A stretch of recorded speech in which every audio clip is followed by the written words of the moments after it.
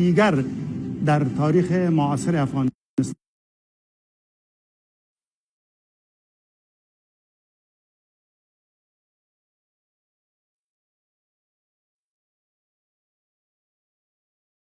چرخ میزند. نقش رهبران رده اول سیاسی افغانستان در این تاختنها و باختنها چیست؟ آینده کشور چی می شود؟ و سوالات نظیر آن. افغان خبرندوی شبکه ABN په یوې مهمه ځانګړې مرکه کې غواړي چې دغه ډول پوښتنې وسپړي او تاسو ټولو ته هرکلی وایي. زه داود جنبشم. هیله مو دا ده چې په دې خواله کې د افغانستان د دریم جمهوریت د نسکورېدو ځینې اړخونه او علتونه روښانه شي و این کار را چه کسی بهتر از چهره اول عرصه سیاسی سالهای پسین در افغانستان انجام داده می تواند. دکتر محمد اشرف غنی.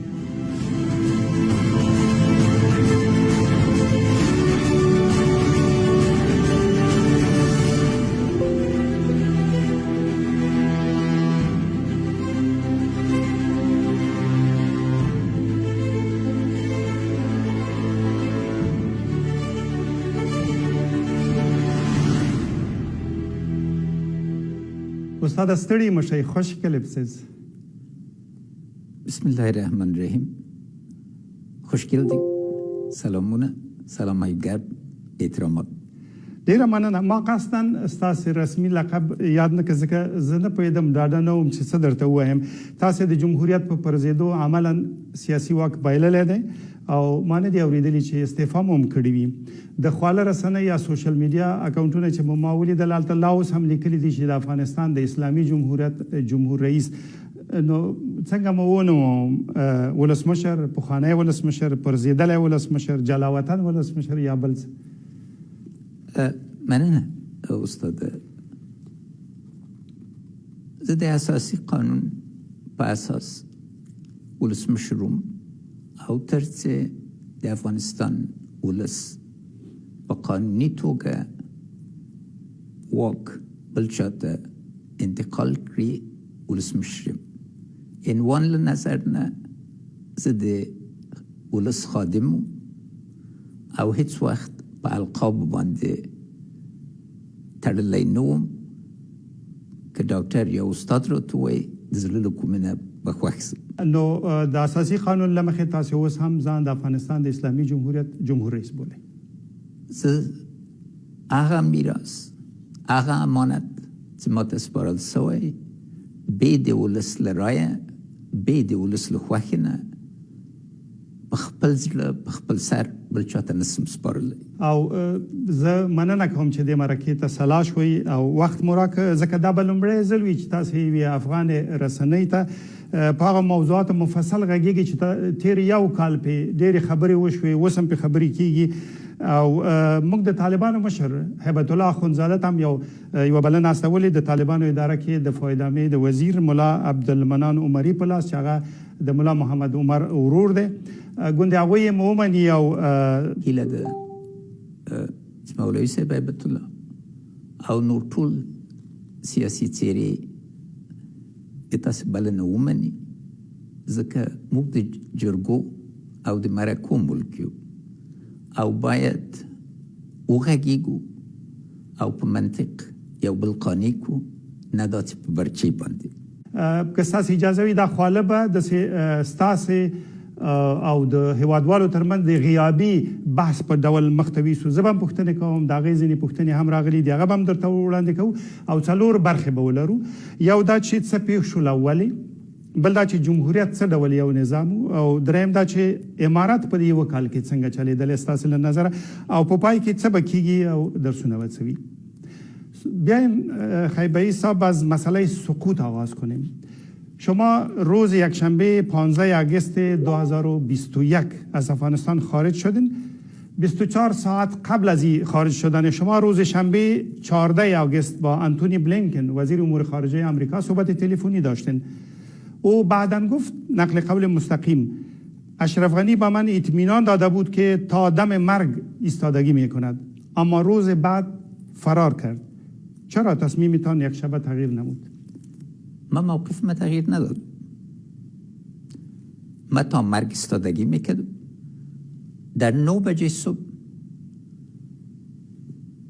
تصمیم جلسه کابینه را بر 3 بجه داشتیم. اکثریت مطلق در کشور وجود نداشت. وزیر دفاع کشور قبل از این که ما برایم در تیارش شده بود، بعد از او وزارت دفاع تخلیه شد. من 40 دقیقه منتظر بودم که برم با وزارت دفاع. بعد از تلفن وزیر دفاع افراد رفتن در وزارت دفاع که بشه پر نمیزن و در 4 اطراف معلومات دقیق آمد که طالبان مثل همیشه وعده کرده بودن که داخل کابل نشن، سرش عمل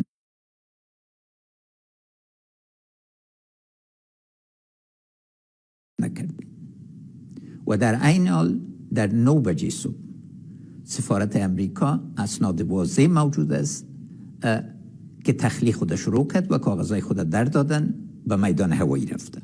و از همه مهمتر هزارها نفر از قوای امنیتی ما را، خاصتا از قوای سفردار که از امنیت ملی بودن و از بهترین قطعات افغانستان بودن، اینا را تخلیه کردن. اگه اینا تصمیم داشتن که جمهوریت حمایت کنن، چرا این قوا را تخلیه کردن؟ و به کدام دلیل هر کسی را که امرایشان کار کرده بود از آشپز گرفته تا جنرالا ویزا دادن؟ ما آخرین نفری بودم که برآمدم. و یام از خاطر ازی بود که شب دکتر نجیب، تجربه تلخ دکتر نجیب راجع به رئیس جمهور افغانستان تکرار نشه. نقطه کلیدی ای بود که آیا جمهوریت به جبر تسلیم میتیم یا و بناهن یک کودتا را مشروعیت میتیم، یا ای که با برآمدن ما ای امانت ملت حفظ میکنیم و ثابت میسازیم که یک کودتاست و به جبر صورت گرفت. گفته میشه که آقای بلینکن در او صحبت تلفنی به شما یک سلسله وعده های داد و از جمله ای که زلمه خلیلزاد از روند صلح افغانستان برکنار میشه. نمیفهم تا چه حد درست است؟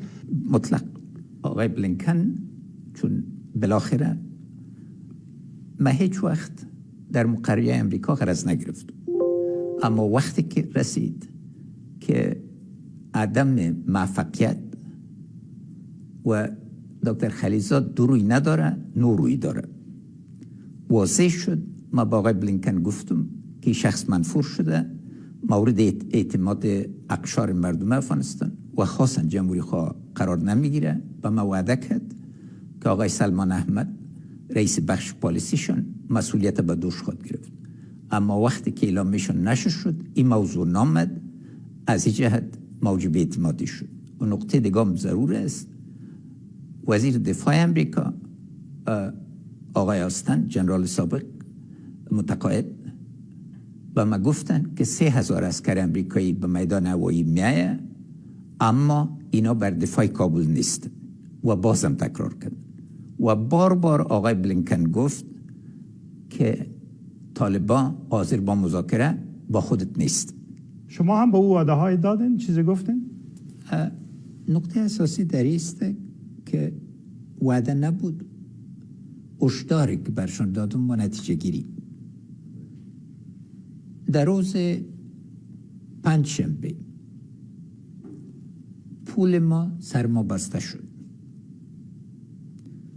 ما در ماه 200 میلیون دلار بانک مرکزی ما از ذخیره میلیاردها پول ما در امریکا میگرفت و بر استحکام بازار ایره پس لیلام میکرد که صلاحیت بانک مرکزی. این پول استاده شد روز پنجشنبه.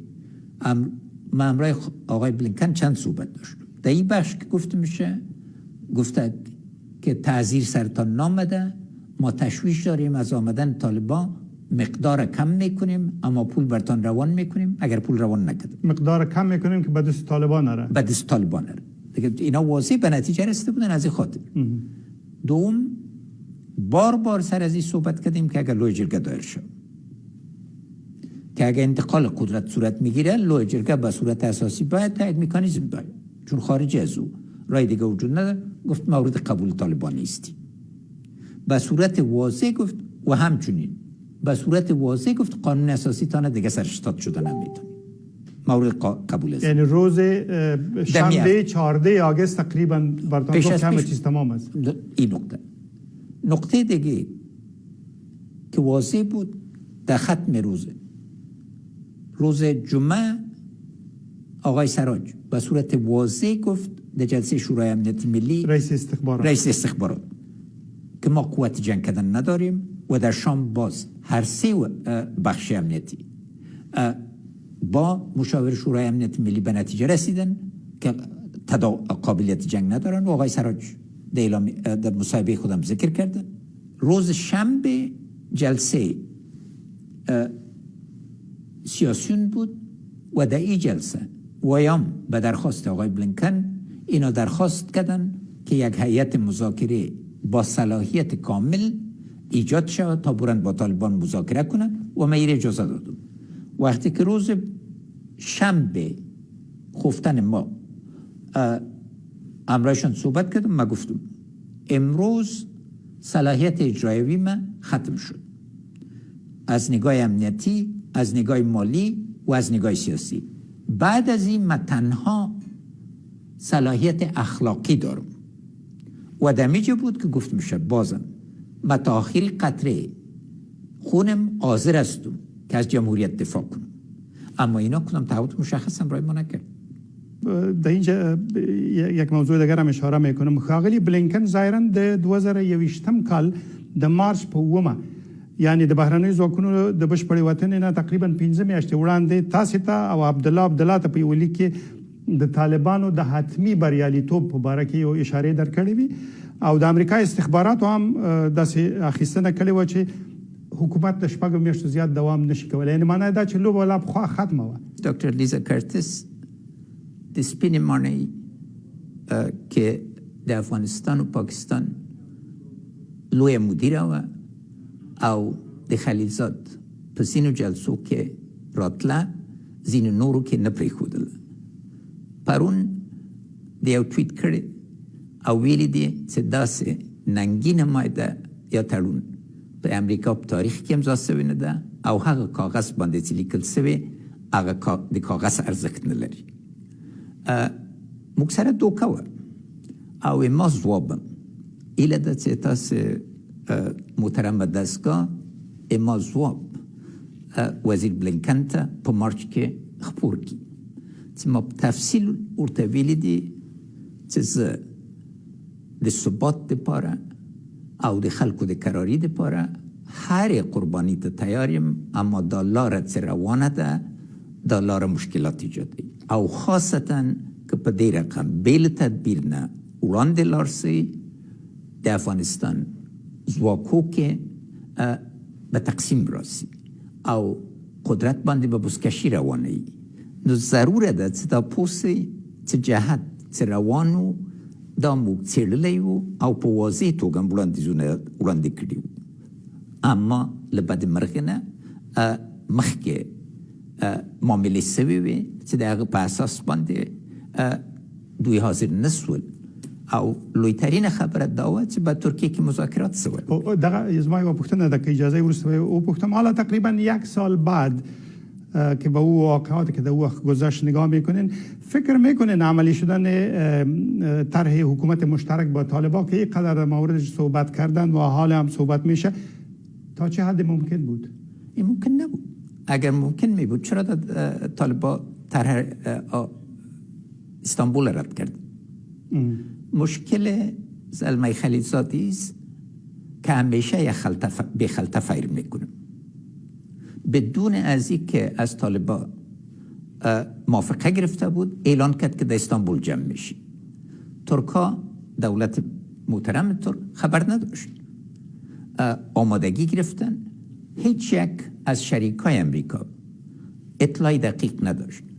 بازم مکتوب مرا ببینین، ما با آقای بلینکن نوشتیم که با هر سطحی که از طرف طالبان مناسب باشه جمهوری اسلامی افغانستان اشتراک میکنه، اما اونا قطعا نامده. دا پوښتنه مې ځکه دوه درې ځل تکرار کړه چې ځینې وروستي شواهد هم راوتلي دي چې یو څه نوي اړخونه پکې څرګندېږي. راځي د کابل وروستۍ غونډه کې چې د علماو غونډې په نامه جوړه شوې وه، د طالبانو د مشر هیبت الله اخندزاده د خبرو یوه برخه سره واورو.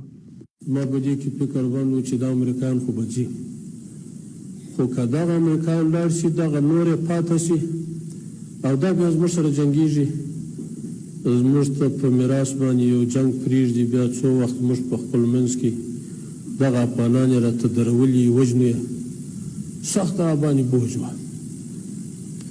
هغه رب جل جلاله یو داسې نصرت واوستی چې هغه لا نه وه تللي، زموږ خبره خلاصه شوه، پروردګار عالم دا مسله ختمه کړه. تاسې دا خبرې واورېدې، نه پوهېږم ستاسې اخیستنه څه ده، خو زه داسې فکر کوم چې دې کې برېښي چې ملا هیبت الله اخند وایي چې دوی منتظر چې بهرنیان ووځي او واک ټول د دوی شي، ځکه که څوک د دوی مخ ته درېږي په هر نامه چې درېږي دوی بیا وژني. دوی نیم واک نه غوښته، ټول واک یې غوښته. د مولوي صاحب هیبت الله وینا چې وګورئ، دی خپل حرکت ته سلطنت وایي او ځان ته سلطان وایي، او دا یو مطلقه او مطلق العنان نظام ادعا لري. په دې نظام کې مشارکت نشته، چا سره مشارکت منلی او هغه افراد سیاسیون چې غولېدلي وو ټولو خیال کوو چې دوی ته به ځای ورکړي، چا ته یې ځای ورکړی. راځئ نو دلته د سقوط نه وړاندې دا 2 اونۍ چې دي په دې باندې ګام په ګام لږ سره تم شو. طالبانو لومړنی ولایت چې ونیو مرکز د ولایت هغه د اګست په 4 وو، زرنج ښار وو. پاتې 33 مرکزونه په 9 ورځو کې ونیول. ما چې ورته حساب وکړ دا په هر ورځ کې تقریبا 3 ولایتونه راځي. لومړی پوښتنه مې دا ده چې دا کار څنګه ممکن شو داسې په چټک سقوط؟ او ځینې وایي چې عسکرو ته له پاسه قومندې ورتلي چې مه جنګېږئ. تاسې د وسلوال پوځ اعلی سرقومندان وایي، فکر کوئ قومندې تلي او که تلې ولې مخه نه نیول کېده؟ قومنده د وزیر د دفاع او وزیر د دفاع د دې مسؤلیت درلود او صلاحیت ورکړل شوی و. قومندانان د قول اردو خپل برخې کې دا دوی نه باید پوښتنه وشي په وضاحت باندې چې څه مو کړل، څه امکانات. بل خوا ته ګورئ، ماتې له کوم جینه راغله؟ هر چیرې چې ملیشیا وه، ملیشیاګانو ماته وکړه. او بل تعجب په څه کې و؟ نه شمالي ولایتونه په داسې چټکه توګه مات شول چې د تعجب وړ. زه مزار ته لاړم، هم جنرال دوستم خپله جنرالي دریشي واغوستل، هم جنرال عطا، ټول ودرېدل، امکاناتم برابر کړل، ټول امکاناتم ورکړل، هوایي قوه په اختیار کې ورکړل. بله ورځ دوی چیرې وو؟ ازبکستان کې. مشکل دا و دا تاسو ویل چې عطا محمد نور او عبدالرشید دوستم ووتل، وروسته وویل شو چې یوه توطیه وه، یو چا ورته ویل عسکرو ته، د دوی ملیشو ته، د دوی کسانو ته چې مه جنګېږئ، قصه ختمه ده. دا چا ورته ویل؟ چا ورته ویلي دي؟ توطیه وه؟ توطیه وه په پوځ که کې؟ توطیه وه خو دوی یې په راس کې صلاحیت ورکړل شوی و، د دوی ملیشیاګانې وې. ګوته یې ستاسې خواته نیول کېدل؟ ما چاته کوم تلیفون کړی، کوم مکتوب مې ورکړی؟ ستاسې امنیت شورا نه دی کړی؟ فقط تر آخره پورې. او هغه د سراج صاحب د شاهد دی چې سراج صاحب د جمعې په ورځ په 14 راغی، ګزارش یې ورکړ چې موږ جنګېدلی نسو. سر له هغه زه لاړم، بالای سر کې مې پیغام ډک کړ چې مقاومت وکړو. بیا راغلل که دا اوسي په کابل باندې انفجاري عملات راځي. دوی څومره توان درلود، له دولت نه دوی څومره امتیازات واخیستل په دې 20 کالو کې، او وخت د عمل چې راغی څومره افراد درلودل. ځان پهلوانان ګڼل، اما په عمل کې څه وکړل؟ هرات کې څو سوه نفره دوی وکړی شو ټول کې. کوم بل برخه د اساسی نظر نه داده چې پس د دوحه لتړون طالبانو برخلاف د ټول شرعي اصولو افغان وژنې ته دوام ورکړ. امریکایانو بار بار ژمنه وکړله، خاصا خلیلزاد او وزیر خارجه پامپیو چې اوربند به راسي یا لوی کمښت به په جنگ کې راسي، ایموږ قوې په دفاعي حالت کې واچول او زرها نفر موږ شهیدان ورکړل. په دې وخت کې نیم د اردو یا شهیدان سوي وو یا یې ترخیص اخیستی وي او وقتی چې اردو نیمه ته دې ته ورسیږي ټول اردوګانې ماتې خواته ځي. روحي فضا بله وګورئ د روحي جنګ او دې کې رسانو هر چیرې چې به وړه ماته وه یا یو ستونزه وه دې نه به دوی محشر جوړ کړ.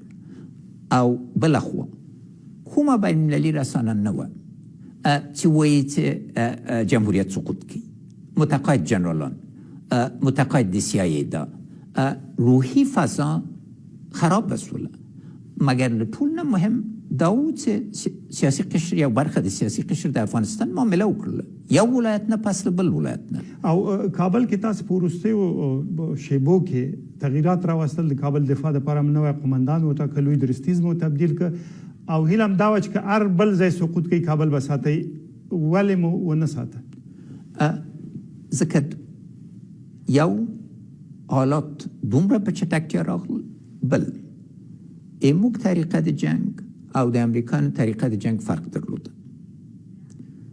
تاریخ د افغانستان ښودلی چې ځینې ولسوالۍ او ځینې ولایات کلیدي دي. یوه ولسوالۍ ده که ماته پکې راسي 9 ولسوالۍ یا 10 ولسوالۍ ورسره ځي. داسې ولایت دي چې یو ولایت کې چې ماته راسي امریکایانو طرح په آخر کې دا وه چې کابل قندار وساتي، نور ټول ځای تش کړي. دا د ملي وحدت د افغانستان نظر ناممکنه و او له بلې خوا نه قطعا عملي اما د دې اوازې چې خپره سولې خلکو منځ کې تشویش راغی او په حدود د 220 بیسونه و چې ډېر سخت ځایو کې و او بار بار خاصتا امرالله خان په دې باندې سلها وارې تاکید وکړ چې دا باید تش سي، دا قابل د دفاع نه دي او موږ باید ټول سو. دا یې ټول نه کړل. وزارت دفاع کې موږ بدمرغي دا وه چې خالد صاحب ناجوړه و، 6 میاشتې په روغتون کې و. ځکه تاسو پوهېږئ چې وخت رئیس د امنیت ملي و، خدای واقعا خدای جل شانه له مرګه وژغوره، د عملیات کړی و او موږ ماتلو ځکه ټولو باندې بلد و. او د ډاکټر عبدالله یوازینی کاندید بسم الله ځکه د راغی او وی زه باید پنجشیر خوښ وساتم. شما وقتی که از کابل خارج شدین 3 روز بعد فکر میکنم یک بیانیه داشتین و در اونجا من نقل قول مستقیم از شما میکنم، گفتین هر کسی که برایتان گفت رئیس جمهوریتان شما را فروخت و برای منفعت مالی و حفظ جان خویش فرار کرد باور نکنین. خطابتان با مردم بود، مگر هنوز باور تعداد در داخل افغانستان همی است و حتی وقتی اوضاع افغانستان را به جنگ اوکراین و اقدامات شما را با عملکرد ولادیمیر زلنسکی رئیس جمهوری اوکراین مقایسه میکنن، با شما طعنه میزنن، فکر میکنین چرا؟ اول کدام اتهام سر من نگذاشتن که با صدها میلیون دلار از افغانستان گریختیم؟ گزارش سیگار دیدین، تمام تحقیقات بعدی رو دیدین، مدستم هم از فساد پاک است، هم از خون پاک است. با مردم افغانستان باید واضح شده باشه.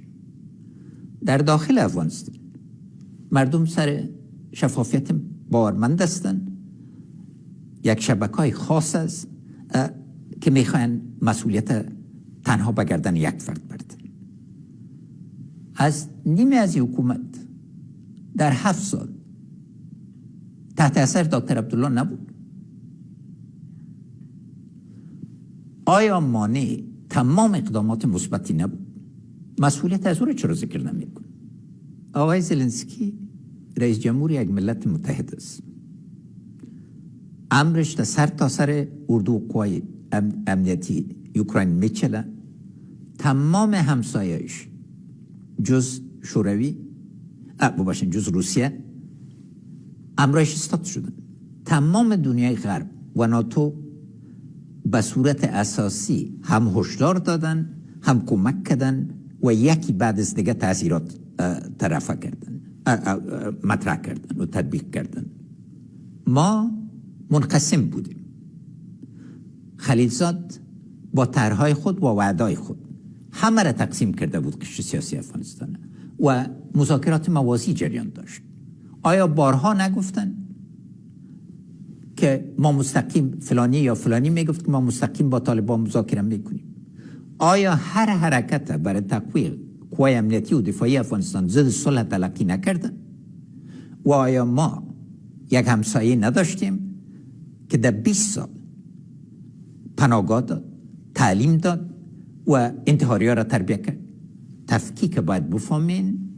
و نقطه آخرم، ما 7 سال به صورت دوامدار مقاومت کردیم تا که شرایط بین‌المللی به صورت تغییر کرد که اگه انتقال 2 ماهه از نگاه عملی تجهیزات و آمادگی آماده نبود و در قشر سیاسی آمد که آمدن. بیرته زه غواړم چې د امریکا د خارجه وزیر بلینکن لیک ته ورستون شم. هغه کې 4 موضوعګانې یادې شوي. یو دا چې د سیمې هیوادونو د بهرنیو چارو وزیران به راټولیږي، د افغانستان په اړه به یو ګډ دریځ جوړوي. بل به بیا په استانبول کې ستاسې او د طالبانو یوه غونډه جوړېږي، تاسې مخکې ورته اشاره وکړه. بل به طالبان وعده کوي چې تاوتریخوالی راکم کړي، حداقل د 90 ورځو دپاره فکر کوم. او څلورمه دا وه چې دوی به پسرلني عملیات نه پیلوي. دغه یو هم ونه شو. ولې؟ ځکه چې دوی تعقیب نه کړل. استانبول کې دوی تیاری نه و نیولی، اعلان یې وکړ. دا د خلیلزاد سلسله وه. اماراتو کې این موقع هیئت وغوښته، هلته آمادګي نه وه. قطر کې بار اماراتو ته دوی وغوښته که تاسې راغلی؟ نه بابا، دوی وغوښته، خلیلزاد راغی. را بغیر چې سبا یا بل سبا یا یوه اونۍ کې باید په چټکه توګه راسي. وقتی چې خلک راتل بیا به یې چا ورسره نه کتل. اوس چې ورته ګورم آیا دی دومره احمق و یا بې کفایته و یا کومه بله توطیه درلودله چې ولس سپک کړي. اما په دې رقم بار هیئت کې آیا په واقعي توګه دا ځوانان چې د جنګ سالارانو اولادو دوی د افغانستان استازیتوب کولی شو یا د لویې جرګې غړو؟ دا تاسو نه دي ټاکلي.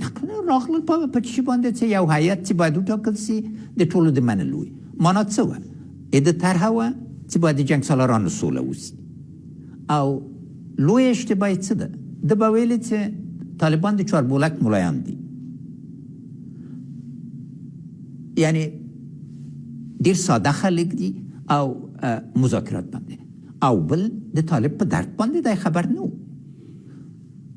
لسها زره طالبان دوی بندیان نه کړل، شکنجه یې ور نه کړله، ور باندې بریدونه ونه کړل. نو د هغوی د افغانستان ټولنه طالب جذب کولی شو، په مینې جذب کولی شو، لکه چې د اوربند په ورځ کې موږ وکړله، د اختر په اوربند کې. په دې رقم نه کېده ځکه هغوی کې د غڅ احساس و او ورسره دوکه سوي وه. طالبان تقیه وکړله. دوی ته یې څه هغه شی ویلې چې دوی غوښتل واوري، نه دا چې تحقیق وکړي، څېړنه وکړي چې واقعا د هغوی دریځ څه ده، لکه چې مطلق قدرت یې غوښت. 3 نفره که در رابطه با انتقال قدرت از شما به یک حکومت انتقالی از اونا نام برده می شد و ظاهرا با ناکام ماندن این طرح شدیدترین انتقادها را از شما کردن آقایان خلیلزاد، کرزی و عبدالله هستند. هر سهشان اکنون از آنچه در افغانستان میگذره دل خوش ندارند، انتقاد میکنند، اما شما را مقصر میدانند و گاه الفاظ بسیار سخت هم در مورد شما به کار میبرند و میگن که شما این طرح‌های که در مورد حکومت انتقالی وجود داشت او را ناکام ساختین. ما نظریات برخی از نظریات از اینا را به شما میارم و پاسخ شما را میخوایم. اول عبدالله در مصاحبه با ایندیا تودی گفته غنی خائن ملی بود. میاره خیانت ملی بسیار واضح است. کابل کی برباد کرد؟ هزارها زن و مرد کی به قتل رساند؟ افشار که قتل عام شه درش سهم داشت. این واداره از نگاه حقوق بشر محاکمه بین‌المللی میخواست. دوم، قوای از اینا که دکتر عبدالله نقش اونده ما بینش داشت به کابل داخل شدن. منظورتان جبهه شمال بود؟ جبهه شمال بود. در نوامبر 2001 آیا هدف ایجاد یک حکومت متوازن نبود؟ یک حکومتی که بتانه زخمای مردم افغانستان دوا کنه؟ آیا اینا ایره به یک حکومت اقلیت با زور، با جبر، با عدم قبول حقوق تمام مردم دیگه افغانستان ایجاد نکردن؟ آیا یک ولسوالی افغانستان ملک یک ولسوالی بود؟ سوم، قانون اساسی رو دکتر عبدالله چی وقت قبول کرد؟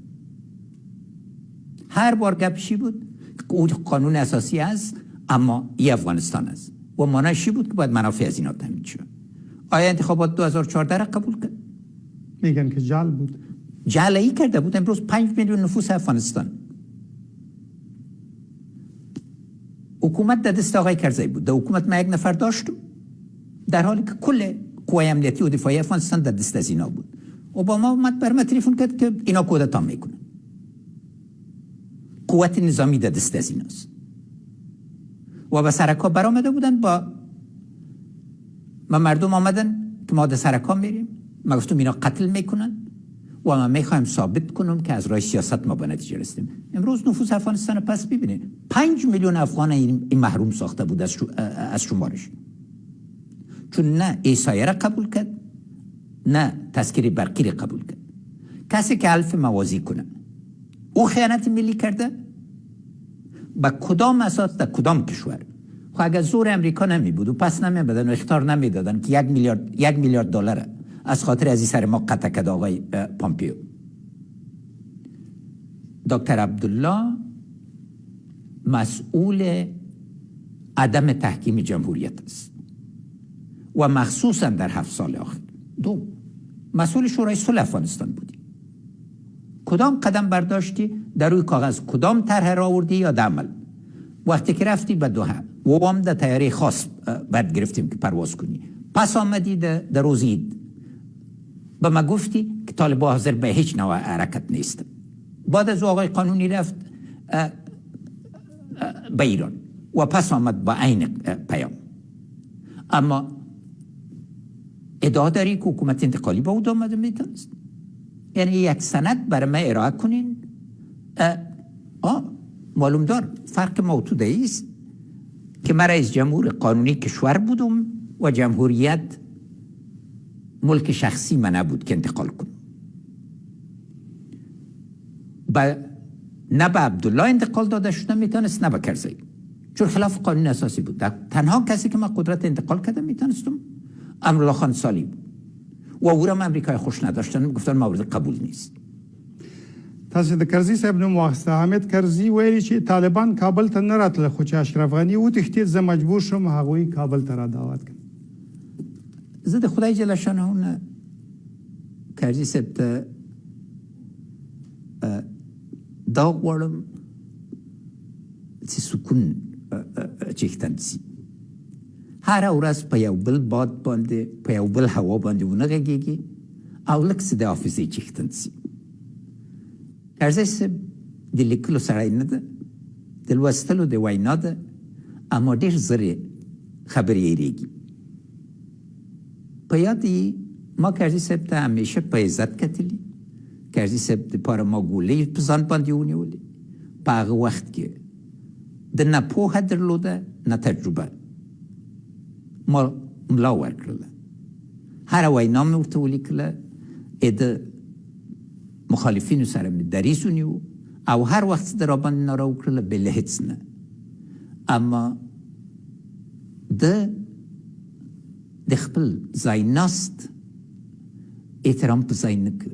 یو ورځ پارک کې هغه د شهیدان کېناستلي دي، یوازې 80 دقیقې ماته کنځلې وکړلې او په همدا رقم آیا کارتي صاحب ټینګ ولاړ نه و چې امریکایان په هېڅ قیمت باندې له افغانستانه نه وځي او زه د دوی په لکۍ کېنم. څومره فرصتونه یې له لاسه ورکړل. نو بیا هم زه د خدای جل شانه نه دته هدایت غواړم چې صراط مستقیم پسې وګرځي او مشر د مملکتو لکه مشر غوندې رفتار وکړي.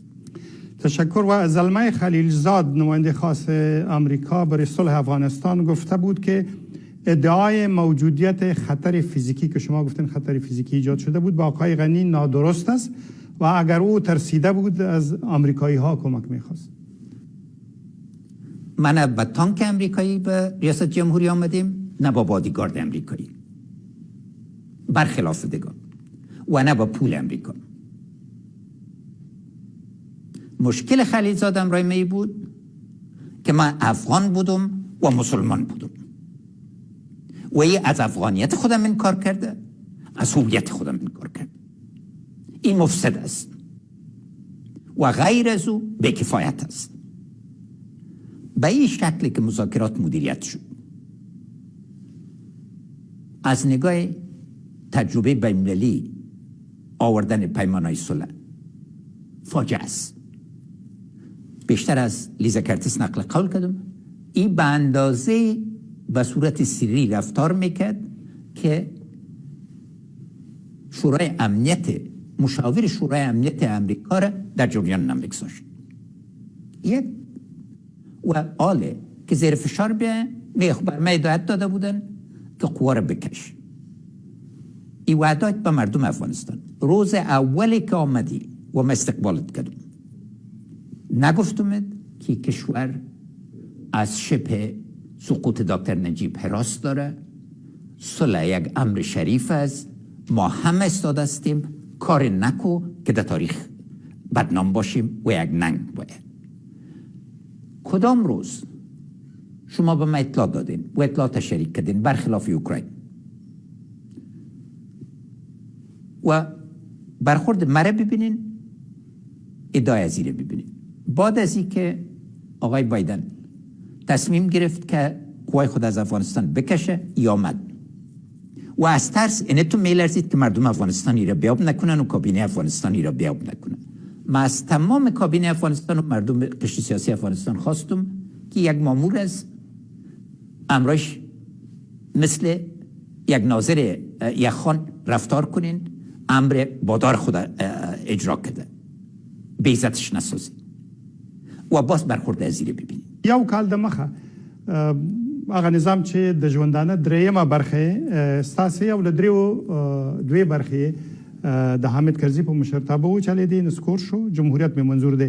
د داوود خان لمړی جمهوریت هغه 15 کال او د خلق دموکراتیک ګوند جمهوریت نظام شاوخوا 14 کال دوام وکړ. ستاسو هغه څه کم 10 کال روانو جمهوریت ولې افغانستان کې نه ټینګي؟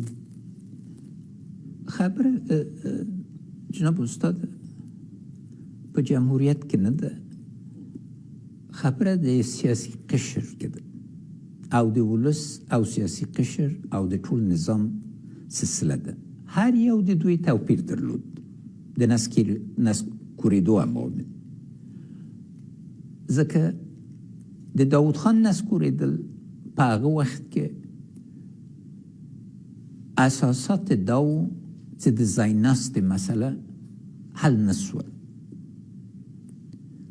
دی زوړ د احترام سړی و اما زوړ له هغه خلکو سره چې قوت سره راغی برته وخت چې څو کاله پاتې سو او دنیا یې ولیدله تغییرات راوړل چې نیسو کولی وګرځي او د فکر کوو چې لا صدارت وخت ده او کولی سي. داود خان هم لوی خدمتونه کړي دي، هم لوی اشتباهات کړي دي او بله خوا نه ورباندې کودتا وسوه. دا نه و چې ولس له داود خان نه ګرځېدلی، ولس داود خان سره و، سره له دې چې پاچاهي یې له منځه وړه، دی خپله یو محبوبیت درلود، مشروعیت درلود او هلته واقعا ټول افغانستان کې امنیت و. د ډاکټر نجیب نسکورېدل په دادی د ټولې دوره مې مقصد دی د خلک نه خلک په خو د هغوی اشتباهات ځکه ډېر مهم دي، ځکه په وژلو، ټکولو او بمباردولو شروع کړل. خو حفیظ الله امین یوازې د شپېته نفرو علماو، خانانو، روشنفکرانو د وژلو لیست خپور نه کړ. دوی له افغانستانه بېخبره وو او لا مفکورین هم چې دوی ویلي په هغه باندې باور دي، په څو کاغذو یې لوستي وو. څو نفره د دوی شوروي لیدلی وو. راغلل یوه تشه وه، اما دوی پوه نه سول چې د ولس نبض چیرې ده. او پس ته چې ډاکټر نجیب راغی او ویې کړل سو چې واقعیتونو باندې درک وکړي او تغییر سلسله راولي، دنیا ورباندې بدله سوله. له بد مرغه نه د خاطر ایست تیر سوی و. هر څه چې ولس ته وویلې چې سبا ته آمادگی نسته، ولس ورباندې بې باوره سوی و. او بیا هم عمده دلیل دا و چې برانسفان د تغییر یا د انتقال مدیریت ډېر په ناسمه توګه، زما منظور همدا و چې هغه وخت هم انتقال ډېر غلط توګه وسوه. ورباندې کودتا جوړه کړل. څه وایي؟ ورنه یې وغوښتل چې استعفا دې اعلان کړي. وختې چې استعفا یې ورباندې وکړله، ګوندې وپاشل سو. خپله د ګوند مشرانو د باندې څه ونه ویلي او پرې نه ښود ترتیب، ځکه له باندې نه له بلې مخې نه قطعا مجاهدین حکومتداري ته آماده سوي نه وو. او د اسلامي جمهوریت سقوط بیا هم د ولس نه ده راغلی. نه دی راغلی فکر کوم. نه، زه ما په نظر په عرض مې واورئ. ولې کومه نظرسنجي ده چې طالبان له 8% نه ډېرتر پکې ولس ورته ویلي چې ولس یې غواړي. ولس سوله غوښته او زموږ جنجال دا و چې برخلاف د داود خان له دورې نه له یو خوا نه مطلق بې امني کې راغلو. یعنې مقصد مې زه چې ولسمشر شوم 150,000 قوه راغلې وه، بیا ووتله او ځای کې څه پرېښودل. طالبان نه وو کمزوري سوي، بالعکس ډاډه سول او مطلق د ګټلو طرحې مطرح کړل. پاکستان خپل دریځ بدل نه کړ او دوی سخت ملاتړ کړل.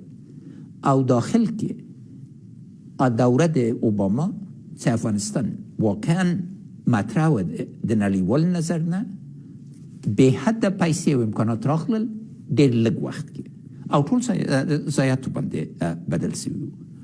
بیا اساسي دلیل د سولې غلط مدیریت. موږ بریالي سوي وو. د امریکا یو ګزارش ته وګورئ خپله د وزارت دفاع د نورو د دسمبر د 2013 په ختم کې دوی لیکلي دي چې په 18 کالو کې دومره افغانستان یو سیاسي لاره د حل ته تیار نه و چې نن ده. میخوایم در این مورد از شما بپرسم که این نظام که 7 سال شما رهبرش بودین تا چه حد با معیارهای قبول شده مردم سالاری جهانی سازگاری داشت؟ دو بخش دارم.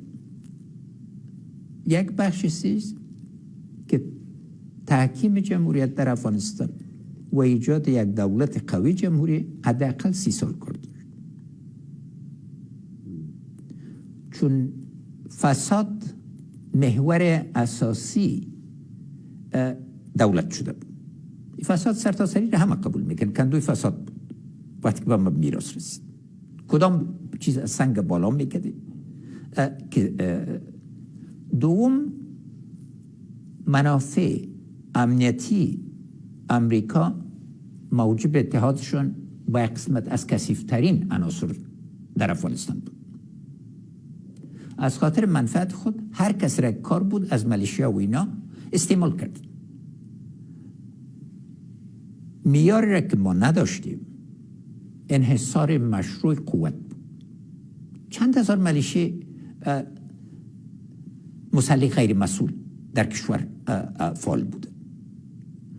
حکومت قانون در زمین زده بود و خود دکتر عبدالله یک نمونه است. قانون اساسی را قبول نداره. هر نوع شمارش آرار خود در 2014 100% آرار ما شمارش دوباره درخواستش نکردم، بازم باید و نوع دست ما نهایت بسته بود از نگاه حکومت. یک کشور مردم سالار باید یک اساس اقتصادی، وحدت ملی و خاصتا یک طرح فکری داشته باشه که به اساس از او قانون یک بام و دو هوا بود.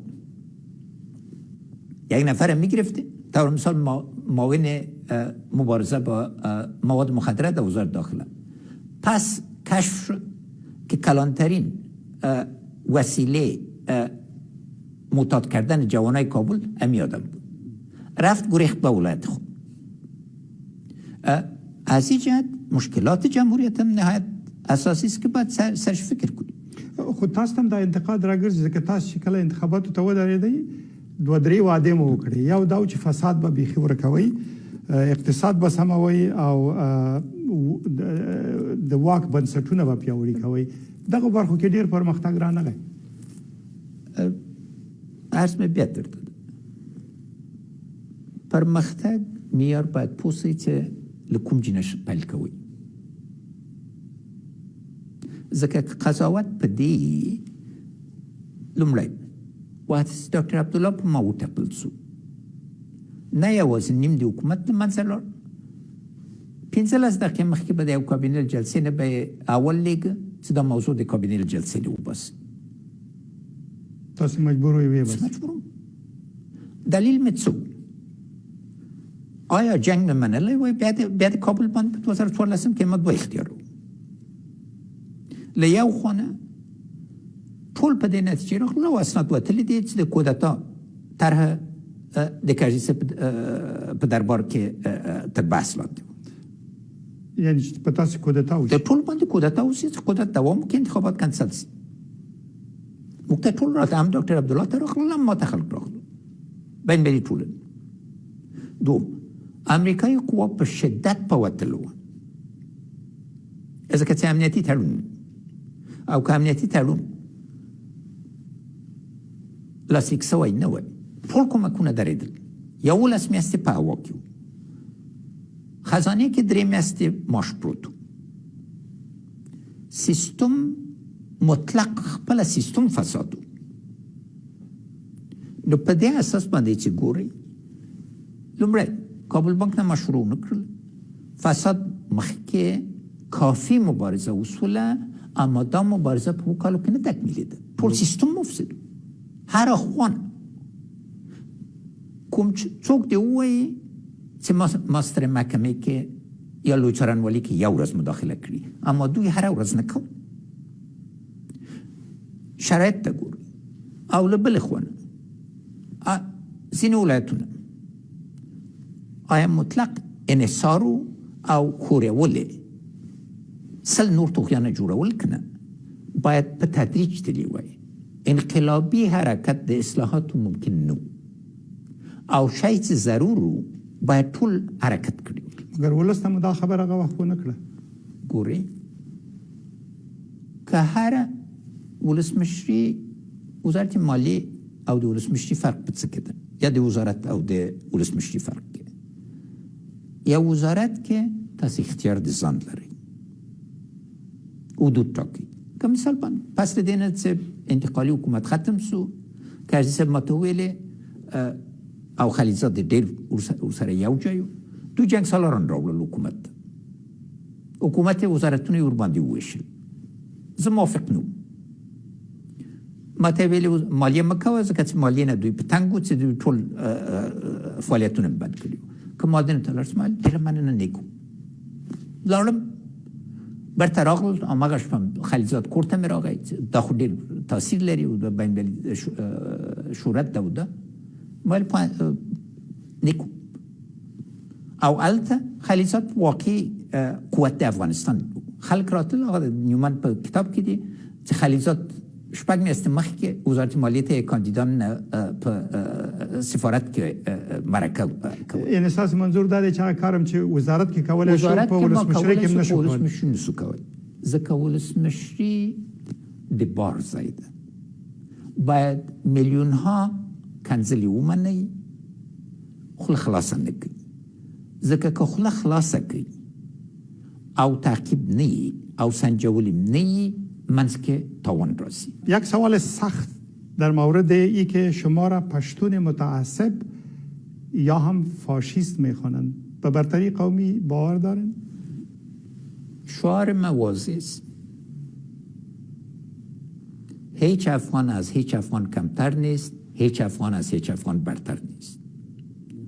کسایی کلمات مثل فاشیست استعمال میکنن اول تعریف از رو ببین. من از عمر استم که تمام تفلیم جوانیم و دوره کارم در پوهنتون کابل در دوران داود خان به اساس یک فکر ملی ایجاد شده بود. من هویت قومی نزدیکترین دوستای منم میفهمیدم. اما اگر مساوات میخواید مساوات همه متن است. معیار ما سه اکثریت بوده: جوانا، خانما و فقرا. ما سیاست قومی نکردیم، ما سیاست اقشار ملی کردیم. 34 ولایت افغانستان ما بار نرفتیم. سر تاریخ کدام ولایت افغانستان ما تحقیقات جداگانه نکردیم. قدمایی را که ما برای ترویج ازبکی برداشتیم در 300 سال آخر سابقه داره. یک کسی که متعصب باشه این کلمات کسایی استعمال میکنن که اول معنیشو نمیفهم. کسی که مطلق باور به حاکمیت قانون داشته باشه کدام و از نگاه انکشافی اگر من پشتون متعصب می بودم از هرات شمال شروع میکردم انکشاف افغانستانه 10 بار من تنها هرات نرفتم. تمام بنادر افغانستانه به شمال و غرب ما باز نکردم.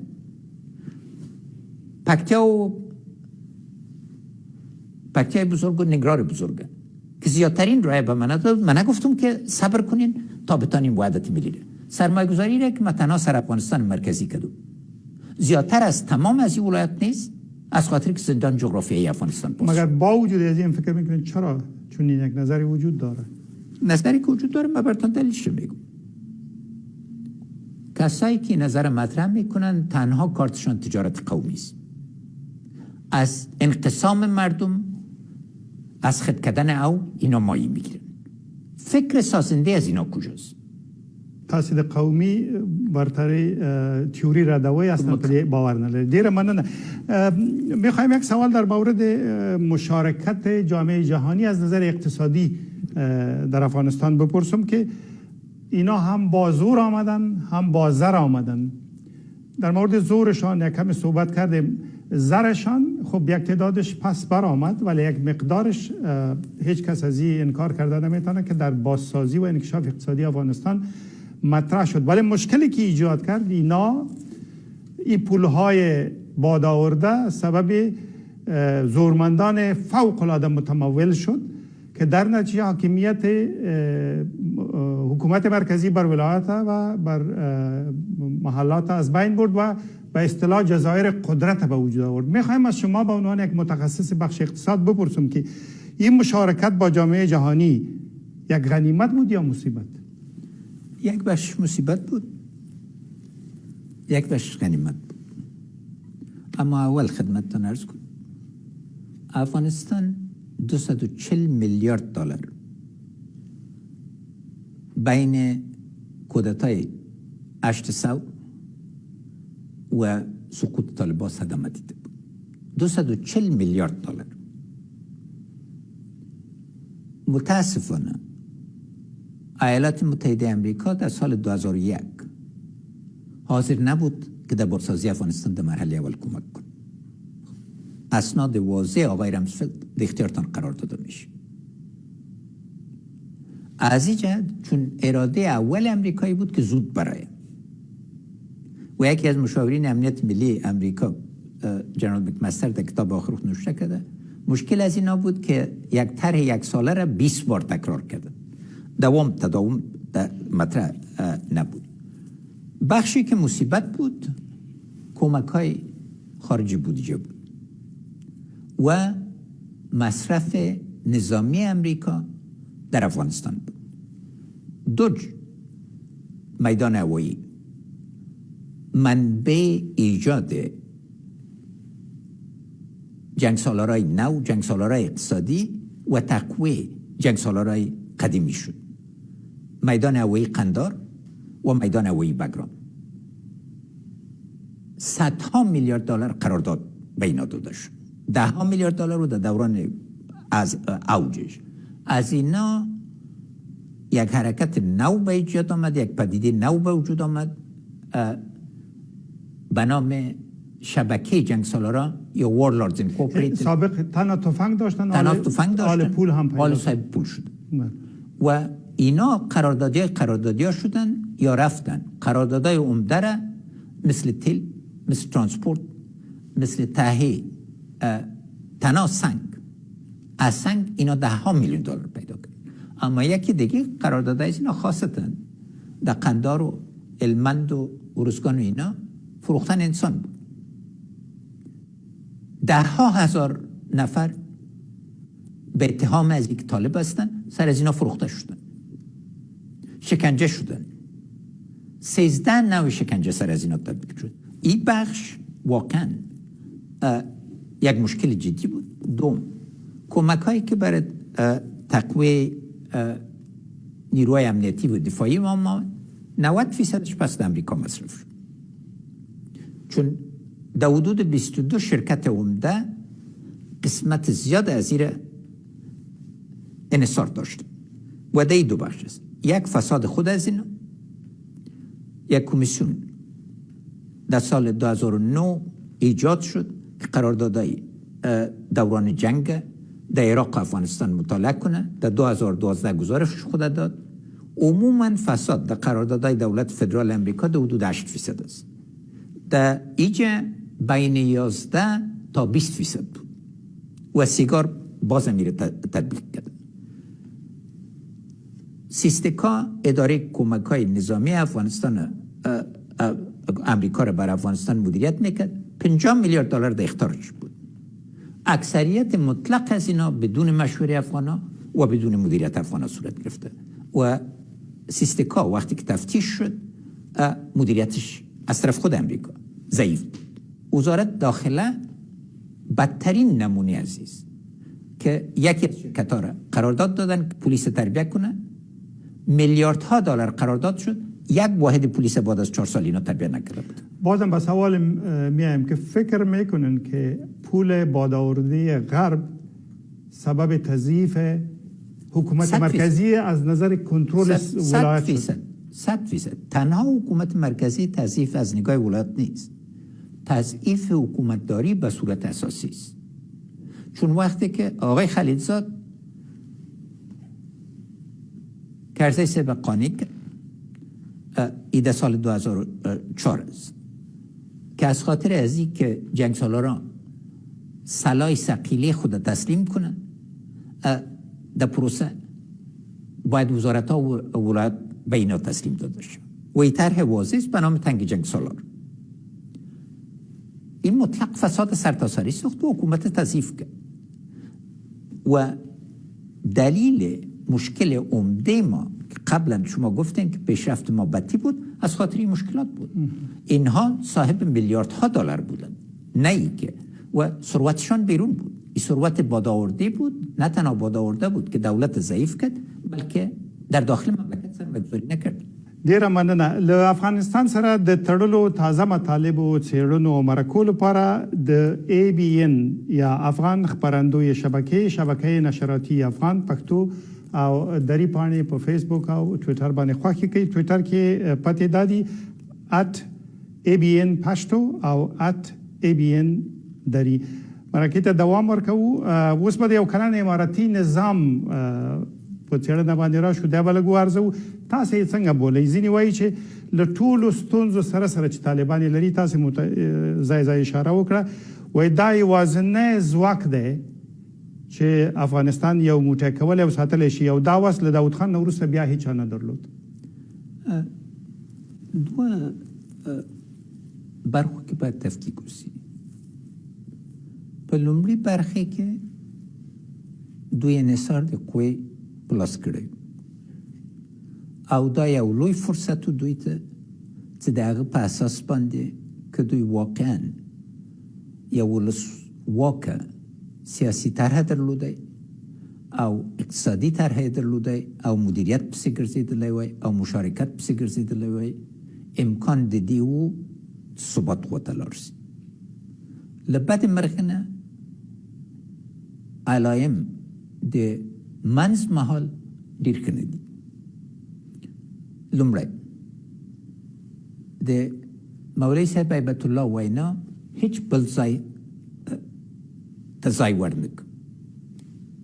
اساسي قانون نشته پکې، د قانون حکومت پکې نشته، حقوق پکې نشته. دا یو برخه. دوم، مولوي صاحب هیبت الله د ملا صاحب مادومر اقتدار نه لري. دوی وحدت په حقیقت کې موجود نه ده. حداقل دوه او له هغه نه ډېرتر مراکز د قدرت دي. د امر که مولوي صاحب که ملا صاحب مادومر امر کړی وی چې څوک کابینې کې دي، بیا چا ګرځولی شو؟ دی مجبور نه شو چې خپل امر وګرځي، ځکه کابل او فیزیکي نظر دا خپله د اوسېدل په قندار کې، د ادارې اوسېدل په کابل کې. خو ملا محمد عمر هم په کندهار کې او مګر د هغه امر چلید، د هغه امر ټول افغانستان کې چلید. والی به سبا مدیر کېده که نه، وزیر دا هلته د هغه سلسله خود جوړ شوه. د هغه مشري فوق د یو برخه مخصوصا په قندار کې، یعنی لوی مرکز د قبایلو کې یو نفر چې قبایلي سیستم کې مطرح نه و مشر سو او مشري په لاس کې واخیسته. دا په تاریخ کې بېساري شی. نو معنی دا چې تاسې د دوی دا قوت چې وطن یو کولی شي فکر کوي دا قوت اوس نشته ستاسې له نظر؟ دا خو دوم برخې ته راسي. نن سلحان خپله مولوي صاحب ویلي چې نه بې له محکمې نه خلک وژل کېږي که نه، دا خلک چې بندیان چې خصوصي سوي دي هره ورځ دوی یو ګواښ ایجادوي که نه، له بله خوا نه داعش ورته درېدلی که نه، او په طریق چې دوی هر شی سرکوبه‌ای مقاومتون ایجادیگی. و بین مسئله مقاومت مطرح کردین، امی حال مقاومت مسلحانه در برابر طالبان جریان داره و معاون اول شما میگن امرالله صالح هم در یک بخش از این فعال است. ایره چگونه میبینین؟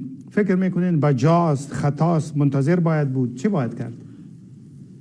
نقطه اول است که یک راه حل سیاسی نقطه اساسی است. طالبان یا قوت اقلیت است. وقتی که قبول نمیکنه که اقوام مختلف در افغانستان زندگی داره، زبانهای مختلف میگه، فرهنگهای محلی جزء فرهنگ ملی است، این وحدت ملی رو تضعیف میکنه. باید فکر اساسی شه و ای که فکر میکنن که همه کس باید اطاعت کنه یا بیعت کنه، این شیوه مردم ما نیست. دو نقطه اساسی دیجم ضروری است که چون قبل شما اشاره کردید. یک، اکثریت طالبان پشتون است، اما اکثریت پشتون طالب نیست. اشتباه باید تکرار نشوه. امریکای اشتباه رو تکرار کردن و موجب خونریزی های شدید و تلفات نهایت زیاد شد. به خیبر پختونخوا که له 80,000 نفر نه چې وزل سول او 10,000 پښتانه. جبری که طالبان سر ولایت پشتو زبان کردن بی سابقه است. این جهت باید فکر نشه و طرف تفرقه، اما هرچی اینا یک جهت تقویه کنن مقاومت به وجود میاد. نظر شما را دقیق میخوایم. بگوین شما از مبارزه مسلحانه علیه طالبان از این استقبال میکنین، دفاع میکنین یا خیر؟ من نه دفاع میکنم نه تقویه میکنم.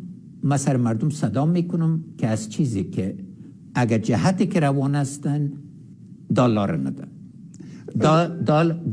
دلار مزار نده. اول پاکستان نزان دی بیلکی لالقاعده ندزان بیلکی نن. آیا ملت منعی کنه؟ نقطه کلیدی براتون بگم. افغانستان یک ملت است. حس جدا شدن از افغانستان، حرکات جدا طلب وجود نداشت. امروز بدبختانه از این زبان ها مطرح شده و هرچی طالبان رد کنن تنوع مردم افغانستان مثل یک باغ ورستن و این تنوع رد کنن، اینا موجب حرکات اینا طالبان نمیخواد که حرکات ایجاد شود، اما تاریخ نشان میده که وقتی که حکومت های اقلیت بخواین به زور یک طرح را تعقیب کنن و مخصوصا یک طرح فکری را که کل مردم 99.9% مردم افغانستان مسلمان هستند فضل خدا و تا ابد مسلمان خود بودن. خود مولای صاحب هیبت الله اعتراف میکنه که طالب شریعت نبیگی. نو دا څنګه دیگیر حساب نیسی دزله حساب نیسی. اسلام پسلو که ده په اسلام کې دا نسته او د شرعي اصول دوی خولان دي. تاسو یو اشاره وکړه بیرته خبره پاتې شو. فکر کوي طالبان دوام کوي که لمنځه بځي؟ دواړه آباد دي ځکه چې هغه حقیقت یوازې خدای جل شانه ته معلوم ده. یو که دوی حاکم سي ډېره سخته دیکتاتوري وي. نن اقتصاد افغانستان له منځه لاړ. ښځې بې حقه شول، ځوانان یې وشړل. څه چې تعلیم یافته دي چې د افغانستان په کاري کې بدل کړي دي ملا صاحبانو باندې. او له ټولو لوی توپیر څه ده؟ د ملا صاحب مادومر دورې کې مساوات و د دوی منځ کې. نن شیرپور له دوی نه ډک نه ده. څنګه هم نیولي دي، خو په غصب هم نیولي. طریقه ځینې میلیاردران دي، مخدره مواد سره څه کوي، جرمي شبکو سره څه کوي، القاعده سره څه کوي. خبره په دې کې ده دوی باید تصمیم ونیسي که اخوا ته لاړ سي، لکه چې د ظواهري قصه معلومه کړله.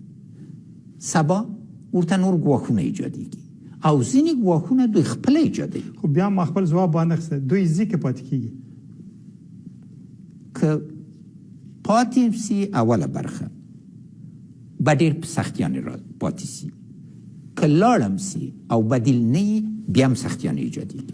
او د طالبان واکمنۍ کې د پاکستان نقش او نفوذ څومره دی؟ تاسو په لومړنۍ وینا کې چې کله راووتی په یو غیر مستقیمه اشاره کې مو هغه د افغانستان تاریخي غلیم بللی. فکر کوئ که دا اشاره مو رښتیا پاکستان ته وه، نفوذ یې په کابل کې اوس څومره دی؟ سکرو ته ګورئ، موږ بهترین سکاره دي. 15 چنده د اسلام آباد د سکرو د پنجاب له سکرو نه بهتر دي. ځکه اسلام آباد ته ځکه اشاره کوم چې دوی فابریکه هلته ده. څرنګه قرارداد شو؟ په کومه داوطلبي سوې ده؟ او اوس غواړي پاکستان کې د پاکستان د حکومت اعلامیه غواړي دا دوامداره شي. روپۍ پاکستاني روپۍ په ځمکه لویږي. اوس له افغانستان له خوا دوی واردات کیږي. بل دوی د آیسای رئیس څه کار چې دوی منځ کې روغه وکړي. پاکستان سره افغانستان باید یو سولې ته ورسیږي. دا یې هدف و، خو له بدمرغۍ نه ونسو. تاسو بیا ویلي وو. بیا مې ویلي او بیا هم وایم موږ عظیم ارتباطات لرو او یو بل سره مشترک و ګټو باندې نتیجې ته رسېدلی سو. ما مرکزی آسیا لاره دوی ته خلاصوله، په بدل کې باید هندوستان ته را کړی وای.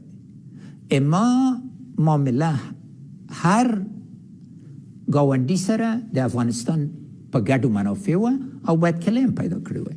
موږ ورته که نن دوی سره عقل وای، خو نن به ګاز له ترکمنستان نه په قوت دوی ته راغلو، برق به ورته راته. دوی نه لري امکان.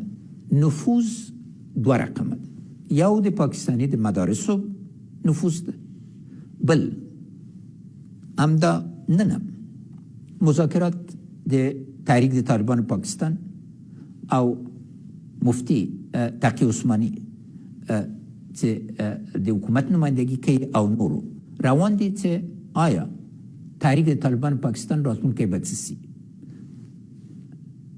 دوی آیا پاکستان دولت منی شریعت رقم د طالبانو په قبایلي توګه راسي، قبایلي توګه برته ژوندی سي، څه حرکات دي، القاعده سره روابط څه دي. دلته پخته ځوابونه په کار دي، دا په پټه نه کېږي. ضرور ده چې روښنایي راسي. پاکستان کابل کې اوس نفوذ لري که نه؟ ځواب معلومدار نفوذ لري. ټینګ نفوذ لري. آیا دا چارواک آیا څوک چې ادعا لري حکومت ته ودې ته تمام ورځ پاکستان سفارت پسې نه ګرځي؟ ټاکنې دغه ځای نه کېږي. دا چې کېږي یا نه کېږي، اما دوی خو فکر کوي چې ټاکنې کېږي. قتل ایمن ظواهری رهبر شبکه القاعده در یک حمله هوایی در اواخر اتفاق افتاد. از نظر شما چی پیامد برای توافق دوحه و روابط آینده امریکا با طالبان خواهد داشت؟ امی خود موجودیت ازی در شیرپور نشانه ازیست که موافقتنامه دوحه مثل که لیزا کرتیس گفت به کاغذ که سرش نوشته شده نمیارزه و این بار به گردن خلیلزاد است. تعهدات نهایت ضعیف است از طرف طالبان، تعهدات امریکا نهایت مشخص و قوی است. سوالی که ایجاد میشه آیا کدام موافقه سری دیگه وجود داره یا نداره؟ قبل از این بیانیه هیبت الله خونزاده در جلسه علمای کابل با وضاحت گفت چې موافقه مو نه ده کړې، امکان نه لري. دلته باید پوه شو. فکری نظر نه اوس یو سوال ده، آیا طالبان افغانستان د اسلامي حرکتونو مرکز باندې بدلوي یا افغانستان لومړی ګڼي؟ دلته سوالونه دي. ځینې تبصرې شوې چې د ظواهري شتواله په کابل کې به لویدیځه نړۍ امریکا دوی مجبور کی چې په طالبانو بندیزونه هم ډیر کی. دغه غوښتنې وسم شوې چې په دې باندې د سفر بندیزونه بیا تازه کی کېدای شي داسې اوازې وي چې ځینې هیوادونه په رسمیت وپېژني. دا هم هېڅکله ونه شي. او په مجموع کې زما پوښتنه دا وه چې فکر کوئ له دغه برید نه وروسته د امریکا او طالبانو روابط ځینې خبرې هم د دوی ترمنځ روانې وي، څنګه مخ ته تللی شي؟ په بنیادي توګه ګواښ ایجاد شوی. امریکې اداره دا فیصله یې چې کړې ده نتایج باید ورته ښکاره وي.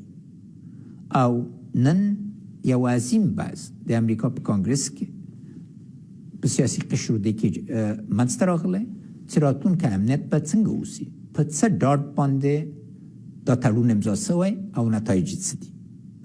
بل خلیلزاد ماته مشاور د امنیت ملی، آخرین مشاور د امنیت ملی د ولسمشر ټرمپ ویلي، اوبراین نومېده، سفیر صاحب اوبراین، چې خلیلزاد ورته ویلي و چې خلیلزاد طالبان قانع کړي دي چې امریکایي قوه به په افغانستان کې پاتې شي. دا خو بل خیال کې په بلې دنیا کې و. دا رسمي خبره ده چې خلیلزاد هغه ته ویلي و چې طالبانو منلي چې امریکایان به پاتې شي، ځکه چې ټرمپ غوښتل چې یو مقدار قوه وساتي. دا په دې خیال و چې انتقالي حکومت طرح دا وه چې دوی به راسي دواړه به له امریکا نه غوښتنه وکړي. پاکستان طالبان دا نه منل، وضاحت درلوده. اوس باید په واقعي توګه برته دوی فکر وکړي چې څه یې کړي دي افغانان ولس باندې، څه یې راوړل په موږ باندې، جمهوریت یې له منځه ویوړ او دوی خپله څه کوي. خلیلزاد یو ټویټ کې ویلي چې د القاعده د مشر شتواله په کابل کې د دوحې تړون نه سرغړونه ده. معلوم در سرغړونه ده، اما آیا طالب منی سرغړونه ده؟ طالب عکس العمل ته ګوري. خلیلزاد ته نه دي سنجولي. ما لس ورې ورته ویلي چې دا طریقه چې دا تا مساوده جوړه کړې ده له دې نه به په مرګ پرېښیمانه سي. اما په خر سپورو ویلې زه پوهېږم.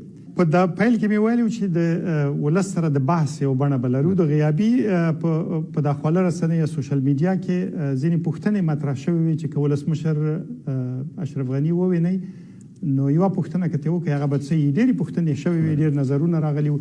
ځینو البته سپکې سپورې ویلي دي، ځینې ستاینې کړي دي، ځینو یوازې نظرونه ویلي دي، یو شمېر پوښتنې هم وي. ما دا ټولې وکتلې په سلګونو وي. د نمونې په توګه یې ځینې راخلم او تاسو ته به وړاندې کوم، خو هیله مې دا ده چې لنډ جواب ورته ووایي. کېدای شي دا نومونه اصلي نه وي ځکه چې خلک په سوشل میډیا کې په بدلو نومونو راځي، خو په هر صورت هغه څه چې هلته وو هغه زه درته اخلم. فاطمه احمدزی وایي چې موږ دې ولې یوازې پرېښودلو؟ خورې که کوچنۍ لور مې نن د افغان جنکیو میرمنو وضعیت یو فاجعه ده. هره شیبه زه په تاسو باندې فکر کوم، زړه مې، احساسات مې، فکر مې تاسو سره ده. ما د ژوند له بهترین خاطرات نه دا و چې هر کې به کوچنۍ جنۍ راغلې او ما به پوښتنه کوله چې څو نفر به تاسو د ولسمشري کاندیدان یې؟ 80% لاسونه به جګ سو. نو دلته ضروره ده ما نه یې خوشي کړي، هره ورځ در پسې ګرځم، په زړه کې مې. اما په عین حال کې یو وړه ګیله لرم، هیله ده چې تاسې حوصله ولرئ. تاسې زه پرېښودل،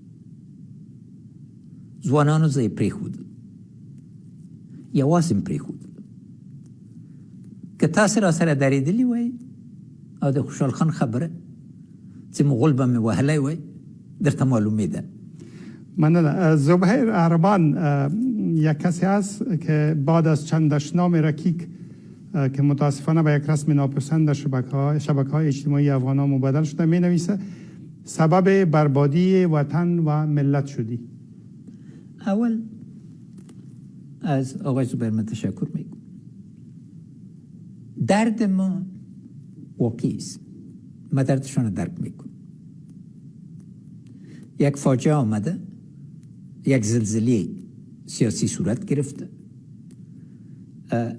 و همه گنگس هستن و اما خواهش من از آقای زبیری است که ریشه مطلب بفهمید که کسایی که دولت نماندن که قوت بگیره و ملت نماندن که متحد شود خشمتان طرف از اونا بگذاری. صابر میلاد وایي چې د فوز سره جفا وکړه، بې سرنوشته یې پرېښود. میلاد صاحب نه بیا څه مننه کوم. زه فکر نه کوم او ټول جنرالان په دې قانع وو چې په 100 کالو کې په فوز باندې دومره چا پام کړی، دومره پاملرنه کړې، دومره یې ورنه مننه کړې چې ما وکړو. کوم وخت تاسو خدمت کې نو سپاهي سره غږېدلی، بریدمل سره غږېدلی، ځوان افسرانو سره ټولو قول اردوګانو کې ګرځېدلی، په نوم مې پېژندی او هر چیرې هره اونۍ کې ما تاسو ته تلیفونونه کوم، لیدل مې در سره، کتل مې. ما پرې نه ښودلی، نړۍ پرېښودلی او خپل منځ کې بیا ګوري هغه فساد چې په فوز کې راغلی و تر څه زه راغلم د تاسو نه فرصتونه واخیستل.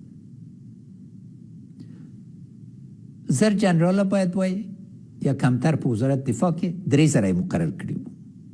داخله نه خو پوښتنه مې کوله آیا په وزارت داخله کې قراردادي ځان ته جنرالي ونه خیستل؟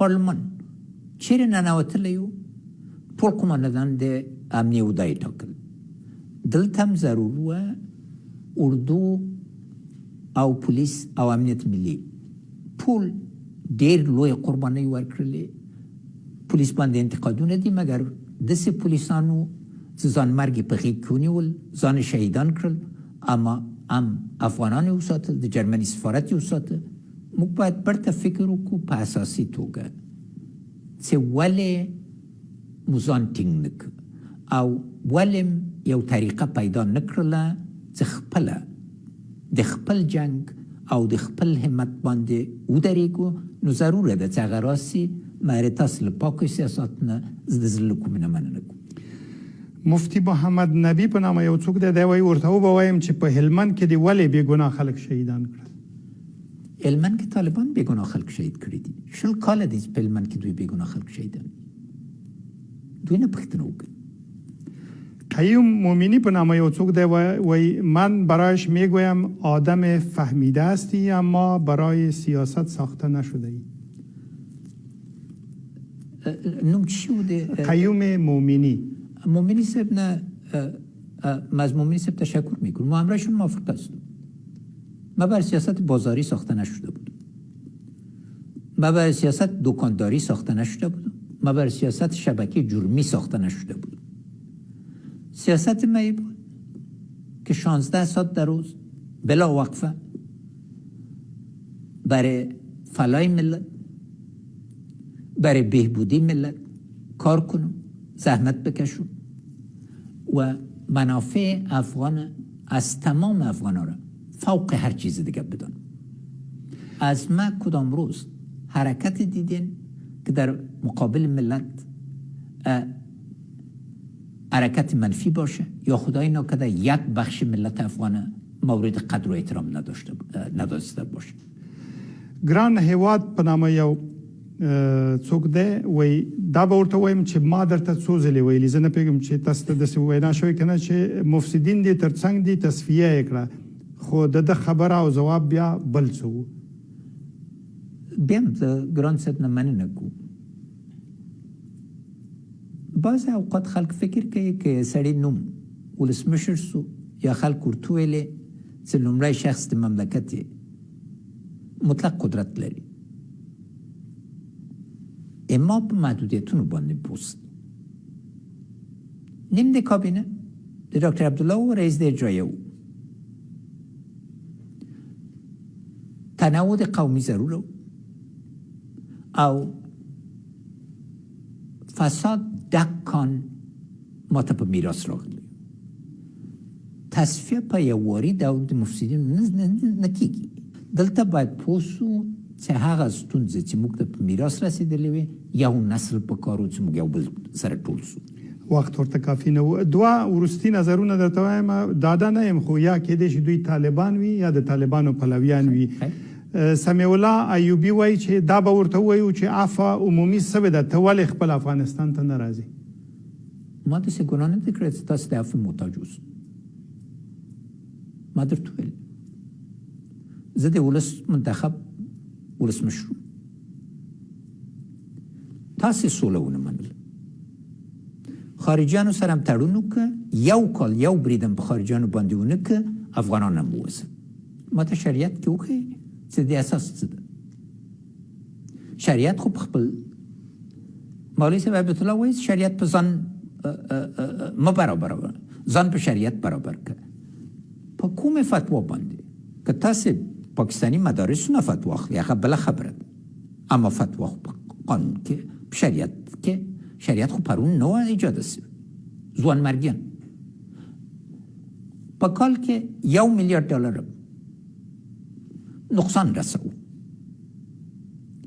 عفو معنا څه ده ټول باید له ملت نه له ولس نه عفو وغواړو چې ټولو کمزوري وه اوس که تاسې ولس ومنئ د ولس رایه ومنئ بیا لاره برابریږي اما دا چې راسي زه تاسو ته سر ټیټ کړم په 100 کالو کې او ورسته پښتنه خو نه د دام نظر د بخاری جان په نامه یو څوک دی وای راشه وطن ته د امارات سره په شریعت بیعت وکړه پر مختک کې را سره شریک سه.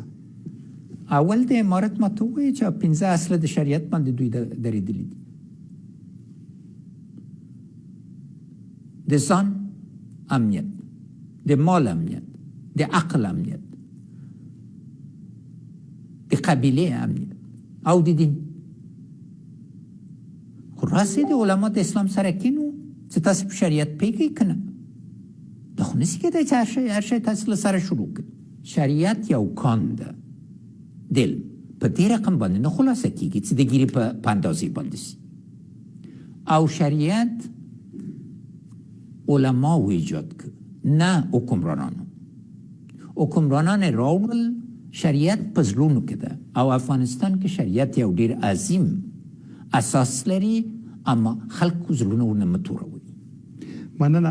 ورسته برخه ته رارسیږو. د دې شلو کلونو د بریاو او ماتو یو لاند تاریخي لوستونه او نتیجې راخلو. فکر کوي لوی درس چې دغه بهیر نه لدغه څو کلونه اخستل کېدی شي هغه څه دی؟ لوی ترین درس داد چې وخت فرصت برابریږي با یو لاسي سي، یو موټی سي، یو بلومن. موږ څلور څلوېښت کاله کېږي چې موږ سوله نه ده کړې، د ولسونو سوله. او سوله بدلېږي د اقلیتونو چارواکانو باندې. 2001 کې یو لوی فرصت و که د بیړنۍ لوی جرګې او د اساسي قانون لوی جرګې ته غوږ نیول سوی وای او هغه تګلاره عملي سوی وای، نن به افغانستان مضبوط و. نو ضرور ده. دوم باید یو لید ولرئ. دا په دې نه کېږي چې ورځنۍ معامله وکړئ او فکر ونه لرئ. یو لید لور پکار ده. د افغانستان راتلونکی باید دومره په ځان باندې باور ولرئ چې هم د ورځني کار کوئ، هم د 15 کالو، 10 کالو، 10 کالو له ځان نه شاته وګورئ. په دا مه ګورئ چې پس له ما نه هر څه راغلل سیلاب ویویسي. او دریم، افغانستان یو سیاسي قشر ته ضرورت لري چې ژمني له بد مرغه نه او پخواني ګوندونه بریالینیسو ګوند ځای ته ونه رسید، اما ولسواک نظامونه منظم سیاسي بنسټونو ته ضرورت لري او له ټول نه مهم باید په خپلو پښو ودرېږي. فکر میکنین که موجودیت افغانستان به عنوان یک کشور واحد با توجه به آنچه در جریان است با خطر مواجه می باشه، به خاطر از اینکه برخی از این بابت نگرانی دارند؟ افغانستان هزارها سال وجود داشته و انشالله تعالی هزارها سال دیگه وجود خود داشت، اما هشدار باید جدی گرفته شد. افغانستان تنها کوتاه‌بینی، تبعیض، تفرقه خراب کرده میتونه. ضرورت واضح است که ما اول خود به حیث یک ملت واحد دارای حقوق مساوی مرد و زن، جوانا، نسل ها را با هم باید یک جای بریم. دوم، منطقه را باید منافع خود در منطقه تعریف کنیم، نه اینکه تنها میدان جنگ باشه و همچنین منافع جهانی خوده. با او ترتیب از خطر جلوگیری شده میتونه، مگر متاسفانه امروز در دیاسپورای افغانستان که باید زیادترین مرکز فکر و جمع شدن باشه تفرقه روان است و این خطرناک است. در نخستین پیامتان بعد از اینکه از افغانستان خارج شدین گفتین، نقل قول مستقیم میگیرم که گفتین قصد فرار و جلاوطنی ندارید و مصروف مشوره برای برگشت به کشور هستین. با کی مشوره داشتین و نتیجه چی شد؟ مشوره مارمدار با دوستای افغان امرای دنیا مشوره نداشتیم، چون اونا در وضعیت خاص بودن و یک ملامتی را در وقت میخواستن که ملامتی پردن. و دیام دلچسب است، یک مکتوب، یک هدایتنامه آقای رامسفلد وزیر دفاع امریکا در 2002 که میگن یک طرح را برابر کنین که اگر افغانستان موفق نشد ملامتی سر افغان ها باشه. هر کس یک ملامتی میخواه و شونای مکلان است ملامتی ها رو مقابلش تحمل دارم. از همین خاطر برای 1 سال من زبان باز نکردم تا برای مردم فرصت برابر شد، مخصوصا برای سیاسیون که بتونن یک طرح مثبت بیارن و در کابل نشان بدن. خاصتا عبدالله و کرزی سه بودگاه و آقای خلیلزاد ما خال نیستم در 1 سال نبودیم. چرا موفق نشدن که یک قدم در راه همکاری ایجاد کنیم؟ دلیلی است که من افغان است تا آخری سلولم افغان است و در خدمت افغان ها خود باشه. اما مشوری که آمد شرایط هم از داخل کشور از هم دوستای ما در بیرون که شرایط آماده نبود برگشتیم. همدغه لومړني پیغام کې مو د ځینو افغان مشرانو بیا ځلي واکمني یاد کړې، امیر شیر علي خان، امیر دوست محمد خان، امیر عبدالرحمن خان، د ملا عمر بیا ستنېدو ته هم اشاره کړې وه. استنباط دا کېږي چې تاسې هم غواړئ چې بیا واک ته لاړ شئ، سمه ده؟ نه، زه غواړم لکه چې اول جملې کې مو ویلې چې واک د ولس په ارادې باندې ځای نسته تسلیم کړم. اما لیوانه مینه افغانستان ته ده، نه واک ته. اما طرح لرم څه خدای جل شانه ما ته راکړي دي هغه پوهه ده چې د شپېته کالو دوامدار څېړنو او عملی تجارب نه راغلی. زه افغانستان ته طرح لرم چې هغه عملی سي. مقصد مې برته د تګ و ځکه دا راغلی دي او یو د دې باعث نه و چې خلکو ورته ووایي چې تښتېدلي دي. امیر دوست محمد خان ودرېده، وقتی چې نتیجې ته ورسېد چې نه راځي راغی تسلیم سو او زه تسلیم سوی نه. یعنې مشورې مو وکړې، اوس نه ستنېږئ؟ اوس دې شرایطو کې نه ستنېږئ. بیرون ګوند جوړوئ، غواړئ چې سیاسي فعالیت وکړئ؟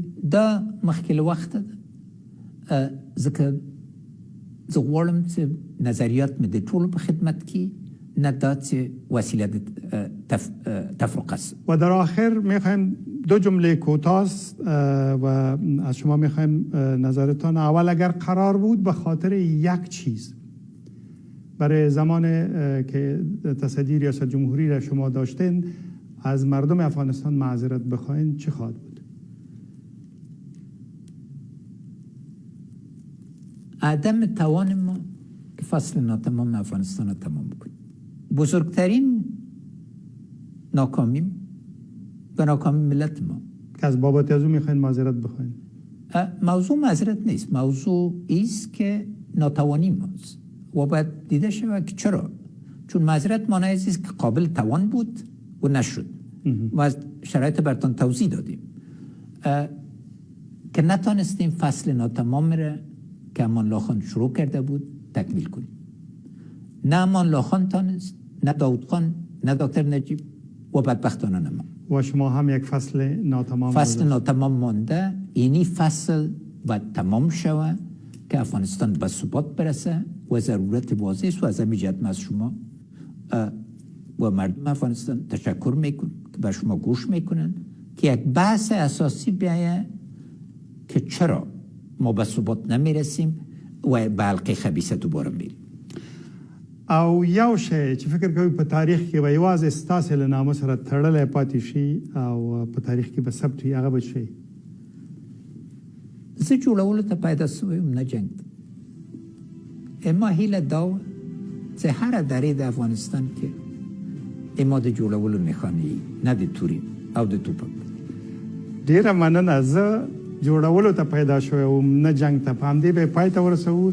تشکر از شما محمد اشرف غنی، رئیس جمهور نظام ساقط شده جمهوری افغانستان، از فرصتی که برای مصاحبه با ABN به ما دادین. تشکر. من از شما و از تمام خواهر و برادران در داخل افغانستان و خارج افغانستان اظهار تشکر میکنم. تمنیات نیک من خدمت هر طفل، هر دختر، هر پسر، هر زن و مرد افغانستان، هر خواهر و برادرم تقدیم میکنم و امید است که باز به حیث یک ملت متحد، واحد، یک پارچه و یک دست بتانیم سرنوشت خود ما رقم بزنیم. ډیره مننه رئیس. من نزد. ډیره مننه. ډیره مننه.